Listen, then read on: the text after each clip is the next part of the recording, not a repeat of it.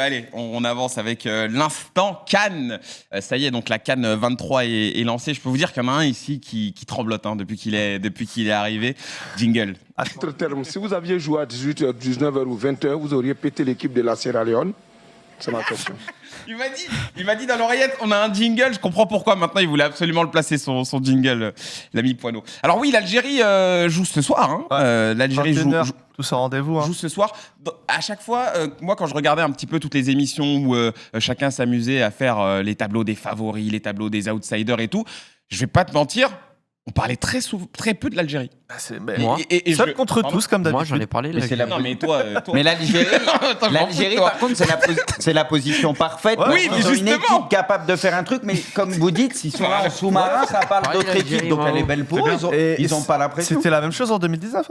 Alors, justement, comme le dit Bruce, est-ce que c'est une bonne chose, finalement, ou est-ce qu'on se trompe, justement, à les sous-estimer un petit peu? Moi, je pense qu'on se trompe pas parce que, en vrai, Sénégal, on l'a encore vu là, c'est quand même très costaud. La Côte d'Ivoire à domicile, on l'a vu aussi. Bien aidé quand même le Sénégal, par l'intelligence d'Adams qui va prendre un carton rouge au milieu de terrain, par la défense gambienne qui a été quasi catastrophique, mis à part le capitaine.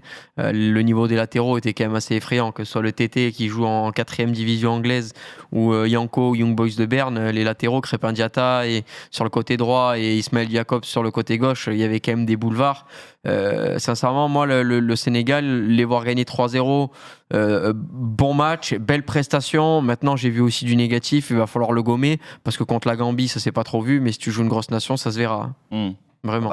On espère. C'est l'Algérie. Non, mais après tu as raison de dire ça, parce que même il y a aussi un petit point, ils ont changé de système, ils ont évolué à 3 derrière, t'as un espèce de 3-4-3, c'est un nouveau truc, t'as aussi ce côté-là, contre une grosse équipe, peut-être que tu auras moins la place à ces petits moments de doute ou ces petits moments de relâchement, donc à voir. Après, je pense qu'ils sont quand même favoris, même si effectivement, dans la CAN, il y a toujours des favoris, mais on sait très bien que c'est pas toujours, et c'est même très rarement les favoris qui gagnent à la fin. Donc c'est toujours mieux peut-être d'être outsider. Il y a eu quelques surprises. Et puis il y en a tout le temps, il y en aura d'autres. Et ça se trouve, il y en aura peut-être une à 23h ce soir, et vous aurez plus de nouvelles de moi. Mais non, mais c'est peut-être mieux d'avancer en tant qu'outsider. Maintenant, la dynamique de l'Algérie sur les derniers mois d'avant le début de la CAN est bonne. Avant, effectivement, la situation était catastrophique. On rappelle l'élimination à la qualification pour la Coupe du Monde. Voilà, tu perds en poule à la CAN. Tu perds en poule à la CAN, notamment avec une défaite contre la Guinée équatoriale. Donc, effectivement, mais là, sur les derniers mois, ça va beaucoup mieux. Il y a l'intégration des jeunes, comme celui qui est derrière mon maillot, je pense que vous connaissez tous. On l'a pas vu. Ah, ouais. Roquefort, quand même. Ça ressemble à Manchester, c'est pour ça. Désolé. Non, pardon. Donc, en vrai, et puis il y a les 4 qui sont toujours là, qui sont revanchards. Je pense que, par exemple, les joueurs qui sont en Arabie Saoudite, je pense que là, ça fait depuis le début de saison, ils jouent à un niveau un peu moins intense. Et je pense que les joueurs comme Mahrez, comme Fofana, qui jouent avec la Côte d'Ivoire, je pense qu'ils ont peut-être ce regain d'énergie et peut-être de ce côté revanchard. Parce que tellement absent qu'il a aussi, jouer un peu. Bon, il y aura peut-être un contre-coup, mais pour le coup, lui, c'est pas l'enchaînement des matchs qui ont fait que, quoi. Et tu vois, après, il y a ce côté physique, mais aussi peut-être ce côté où ces joueurs-là qui sont en Arabie Saoudite, la CAN, c'est vraiment le moment de leur saison. C'est vraiment le moment. Et clairement, je pense qu'on peut avoir des joueurs différents. Mahrez qui était un peu moins bien, peut-être qu'il sera mieux. Mais pour répondre à la question, c'est mieux d'avancer en tant qu'outsider, ça c'est clair.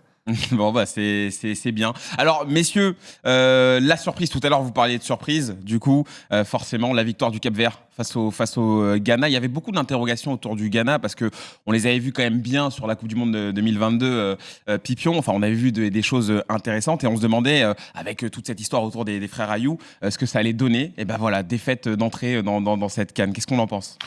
C'est ce qu'on dit souvent en Afrique, si tu as des bonnes individualités, ça peut te faire un petit peu frissonner. Là, en plus, la meilleure individualité, Kudus n'était pas là. Par contre, si tu n'as pas d'organisation, tu es voué à l'échec. Et je pense que soit pour le Ghana ou même pour le Nigeria, ça va être très très compliqué parce qu'on a vu vraiment 2 équipes coupées, mal organisées, où c'était vraiment pas fluide, quoi. Et tu vois, en face, le Cap-Vert, au moins, c'était très très bien construit. J'ai bien aimé aussi le Mozambique face à l'Égypte et la Guinée équatoriale. Ça, tu vois, pour ça, je comprends Yous. Tu vois, l'Angola, normalement, tu considères qu'il y a une petite classe d'écart, mais tu n'es jamais à l'abri d'une équipe qui te rentre dedans, qui va tout donner pour pour le maillot. Et c'est vrai que pour le Ghana, on est un petit peu tombé des nues. C'est vrai que là, tu te retrouves dans une situation compliquée. Évidemment, avec cette formule à 24 équipes, 6 groupes. Les troisièmes qui passent. Et troisième qui passe, ça peut le faire. Mais tu vois, si le Ghana perd contre l'Égypte, ils sont à 0 points après 2 matchs, ça peut être compliqué. Après, les deux peuvent s'arranger pour faire tu vois, un petit match nul. La deuxième match, les deux n'ont pas gagné, ça va jouer là. Mais franchement, t'es pas à l'abri de te faire sortir très très vite. Et j'ai envie de dire, c'est mérité parce qu'honnêtement, hier, on a vu un collectif qui était totalement absent. Et évidemment, Kudus, tu vois, ils vont lui mettre une pression monstre, mais ça n'annonce pas que du bon, ouais. Ouais, bon.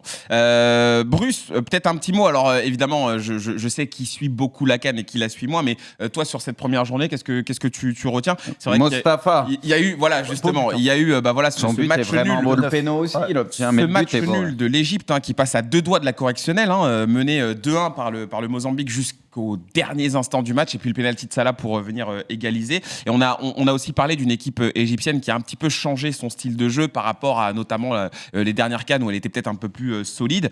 Qu'est-ce que t'en dis, toi? Non, mais je pense qu'il faut se méfier des premières journées aussi. On a vu des surprises, etc. Mais voilà, faut, comme je dis tout le temps, la culture de l'instant. Et là, il y en a, ils commencent déjà, j'ai l'impression, à enterrer l'Égypte, alors que voilà, comme l'a dit Pipion, les meilleurs troisième passes. On sait que l'Égypte, c'est une équipe ouais, qui peut. C'est vrai. Ça se trouve, ils vont galérer en poule et après les poules, etc. Ils vont sortir un gros et c'est parti. On sait très bien que c'est ce genre d'équipe avec des soldats autour d'un gros joueur.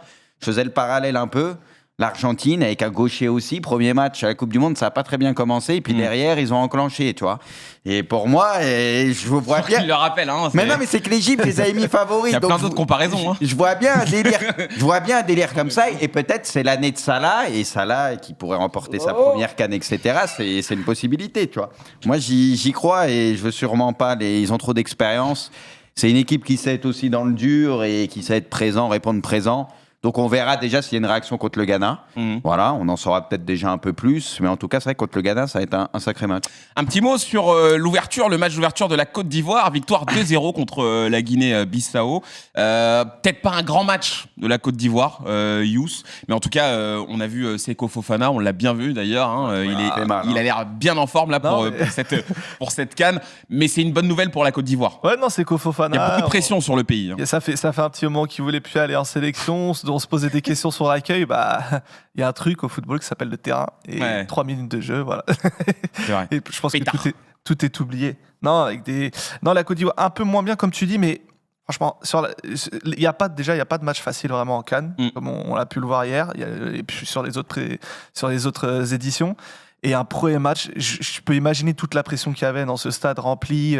On a pu voir notamment les défenseurs centraux de la Côte d'Ivoire qui sont un peu plus jeunes, qui ont fait des petites erreurs. Tu peux penser qu'il y a ce stress et cette euphorie qu'il y a. On peut pas trop tirer de conclusion sur les premiers matchs. Je suis d'accord avec Bruce, que ce soit pour l'Égypte, même la Côte d'Ivoire qui était peut-être un peu moins impressionnante que le Sénégal. Et au deuxième match, ils vont être plus impressionnants et tout le monde va changer au niveau du pronostic. Non, ils ont fait le taf, ils ont gagné, les individualités sont là. En CAN, c'est ce qui est le plus important. Et ils seront au rendez-vous. Dès que les vrais matchs commenceront en phase éliminatoire, je pense qu'ils vont faire peur à beaucoup. Alors, avant de faire un cap justement sur le programme de la semaine, Pipion, faut quand même parler du Nigeria aussi, parce que le Nigeria est très attendu avec son attaque de feu. Mais cette attaque de feu a quand même un peu déçu, justement. C'est la grande force de cette équipe, mais c'est pas là où elle a été le plus impressionnant contre la Guinée équatoriale. 1 but partout. Victor Osimhen qui marque son premier but dans une CAN, en tout cas. Qu'est-ce qu'on en dit du Nigeria? Est-ce que c'est un peu inquiétant de voir ça? Ou alors on se dit, c'est un premier match et voilà, c'est jamais facile. On a envie d'en voir plus. Je pense, comme je te dis, que ce sera trop déséquilibré pour aller au bout, et notamment l'absence d'Ndidi au milieu va faire du mal. Après, mine de rien, tu vois, ils sont à, je crois, 3 XG de volume d'occasion. Le gardien de la Guinée a été élu homme du match. Osimhen en a raté une immense.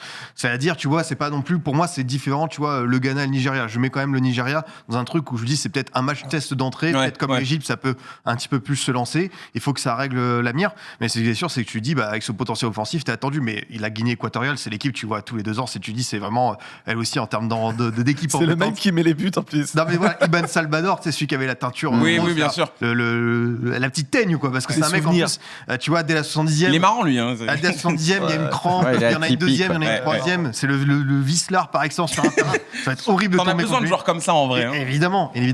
Mais écoute, tu parles du programme, Côte d'Ivoire, Nigeria. Justement, quels sont les matchs à pas rater, du coup finalement. En fait, c'est une deuxième journée, j'ai envie d'appeler ça feu d'artifice. Quoi. Ghana, Égypte, Tous celui-là, les chocs vont c'est-à-dire, tomber. là, ouais. Sénégal, Cameroun, t'as Maroc, Congo, t'as Tunisie, Mali, en espérant que cette fois-ci l'arbitre ne siffle pas à la 85e la fin des hostilités. Mais non, franchement, ça va être dantesque et honnêtement, on a un vrai programme de qualité, quoi. Donc ça va être l'occasion. En plus, cette CAN a l'air de plutôt bien partir, donc ouais, on les attend de pied ferme. Dans Dantès, il y a Dante en plus. Et puis au-delà. Quel est le rapport? Je l'ai dit, c'est tout. Vive Dante. C'est son joueur. Vive Dante. Ah oui, c'est vrai. Dans le 11 de l'année, à la place de Ruben Dias. Il a mis Dante pour de vrai en plus. Quoi? Qui d'autre que t'as mis? Je me rappelle.